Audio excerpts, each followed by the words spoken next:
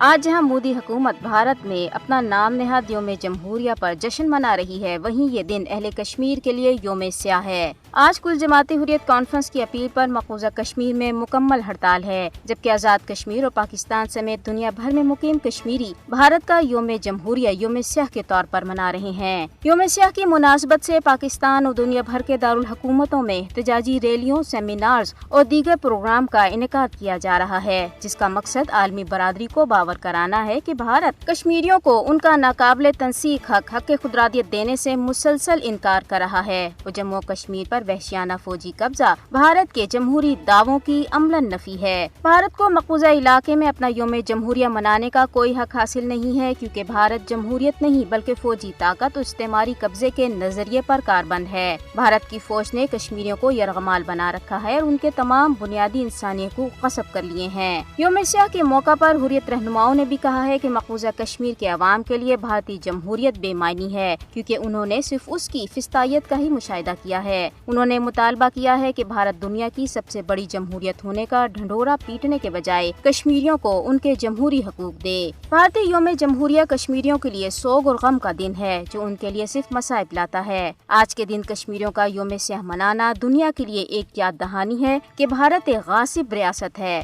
بھارت نے جمہوریت اور جمہوری اقدار کا قتل تو آزادی ملنے کے چند ہفتے بعد ریاست جموں کشمیر میں اپنی فوج اتار کر ہی کر دیا تھا۔ آرٹیکل 370 کی منسوخی نے مزید ثابت کیا ہے کہ بھارت کو یہ دعویٰ کرنے کا کوئی حق حاصل نہیں ہے کہ وہ جمہوریت پسند ملک ہے۔ مقبوضہ جموں کشمیر میں فسطائی مودی کے 5 اگست 2019 اور اس کے بعد کے تمام غیر قانونی اقدامات نے جمہوری اصولوں کو پامال کیا ہے۔ جمہوریت کے لبادے میں بھارت اس وقت دنیا کا بڑا فسطائی ملک ہے۔ کشمیری ہر سال 26 جنوری کو یوم سیاہ کے طور پر اسی لیے مناتے ہیں تاکہ سب سے بڑی جمہوریت کے بھارتی دعوے کو بے نقاب کیا جا سکے۔ بھارت ایک جمہوری ملک ہونے کا دعویٰ کیسے کر سکتا ہے جبکہ اس نے کشمیریوں کو ان کے بنیادی حقوق سے ہی محروم کر رکھا ہے؟